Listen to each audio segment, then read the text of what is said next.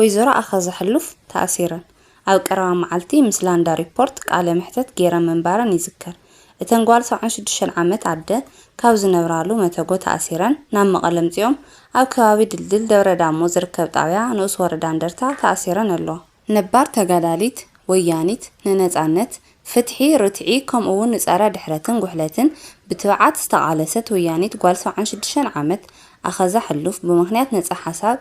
ምግላጻ ሎሚ ዕለት 8 ወርሒ 10 2018 ዓመተ ምህረት ካብ መንበሪ ገዝኣ ኣብ ወረዳ ሰብዓ እንደርታ ጣብያ ፈለግማዊት ፖሊስ ተኣሲራ ከም ዝተወሰደት ተፈሊጠሉ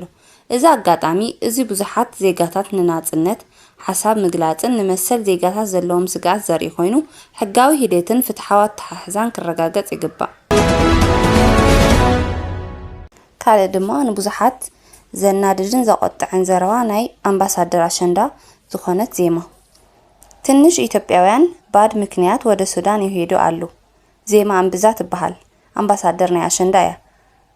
ብዙሓት ብዚ ኣምለሰት ምንጭ ሚድያ ዝተዛረበቶ ዘረባ ድማ ንብዙሓት ክባሳጩን ከናድድን ንርአለና ዜማ ኣምብዛ እንታይ እያ ኢላ ካብ ዝገለጹ ወስቲ ንሽተይ ክነግረኩም ኣይ ኣምሓርኛ ኣጸቢቓይ ትዛረብ ኣይ እንግሊዝኛ ይትዛረብ ሕልፍ ኢሉ ድማ ካብ ምዕራብ ትግራይ ዝተሰደዱ ወገናትና ንምዝንጋዕ ቫኬሽን ዝወጽያ ይምሲላቶ زحفتي هزبنا تግራይ ጂኖሳይድ مستفጸሙ እዩ ተሰዲዱ መናእሰይ ተቀቲሎም ከማኺ ዝበላ ወራዙ ደቂ ኣንስትዮ ትግራይ ብመስካሕካሒ መንገዲ ተዓሚፀን በወለዲ ብህይወቶም ንሃለዉ ናውረዋ ተከዘት ተደብርዮም ህዝቡን ህዝብና ኣብ ስደት ይጸንት ከም ዘሎን ከዘኻኸረኪ ከም ትግራዊቲ ሞኽዓ ከም ኣምባሳደር ሰዛረኪዮ ምሕፈሪ እዩ ኣዲስ አበባ ዘለኹም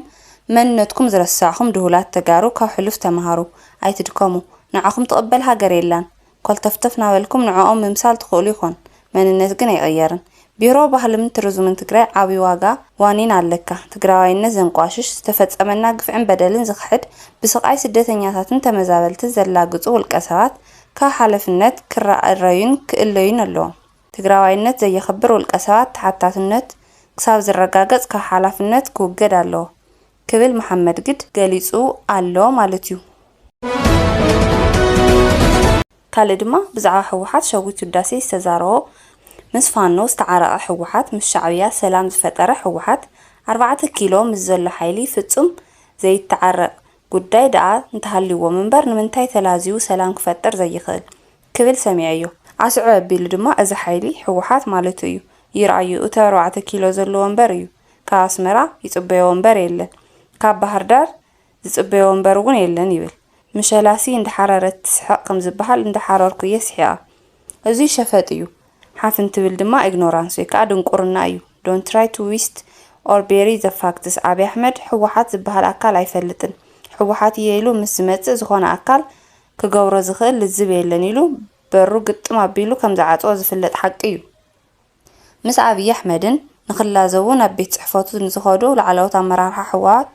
كزاروك مايكلن يلو بتدغاغم زاويم زفلط እዩ እዚ ወዲ ወረደውን ዝመስከሮ ጠላዕ ሓቂ እዩ ፋሽስታዊ ብዚ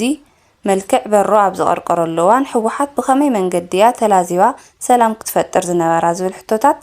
ምሕታት ንሓቂን ዝቃለስ ሰባት ርትዓው እዩ ንሕወሓት ኣይሕለቀን ዘለኹ እቲ ሓቂ ንሱ ስለ ዝነበረን ስለ ዝኾነን እየ ዝምስክር ዘለኹ ሕወሓት ንፋሽስታዊ ኣሕመድ ብዕሊ ሰላም ንፍጠር ናብ ፖለቲካው ልዝብ ንእቶ ወዘተ ዝብሉ ብዙሓት ወገታት ለቦታት ይقرበሉ መንባሩ ዝፍለጥ እዩ ለማሕበረሰብ ዓለም እውን በተደጋጋሚ ብስሩዕ ደብዳቤ እንዳተማሕፀነ መንባሩ ኩሉ ዝፈልጦ ጻዕዳ ሓቂ እዩ ካልእ ድማ ኣመላ ዓለም ጽቡቕ ዜና ስማዕ ኣሎ መራኸብ ዓለም ሞተራትክን ይለዓል ነዳዲ እውን ይመሓላለፍ ፕሬዝዳንት ዶናልድ ትራምፕ ሃገራት ኣሜሪካን ኢራንን የካደኦ ዝነበራ ኩናት ደው ንምባል ተስማዕምዐን ንኣሜሪካን ኢራንን ከም ሸማግሉ ዝቐነዩ ቀዳማይ ሚኒስተር ፓኪስታን ሻህባዝ ሻሪፍ ክልቴን ሃገራት ዘካየደኦ ኩናት ደው ንኽብላ ምስምምዐን ኣፍሊጦም እተን ሃገራት ቋሚ ምቁራጽ ተኩሲ ንኽገብራ ምስምምዐን ዘፍልጡ ሻህባዝ ሻሪፍ መጻኢ ዓርቢ ብወግዓዊ መልክዑ ምፍርራም ሰነድ ክፍጸም ምዃኑ ገሊጾም መራኸብ ዓለም ሞተራትክን ይለዓል ነዳዲ እውን ይመሓላለፍ ብምባል ናይ እንኳዕ ሓጎሰኩም መልእኽቲ ዘሕለፉ ፕሬዝዳንት ኣሜሪካ ዶናልድ ትራምፕ ምስ ኢራን ዝካየድ ድርድር ምዝዛሙን ንመስመራት መራኸብ ኢራን ከቢቡ ዝጸንሐ ሓይሊ ባሕሪ ኣሜሪካ ካብ ነቁጣታቱ ንኽለዓል ትእዛዝ ምሃቦም ኣረጋጊጾም ምኽትል ቀዳማይ ሚኒስተር ኢራን ንሃገራዊ ቴሌቪዥን እተሃገር ኣብቲ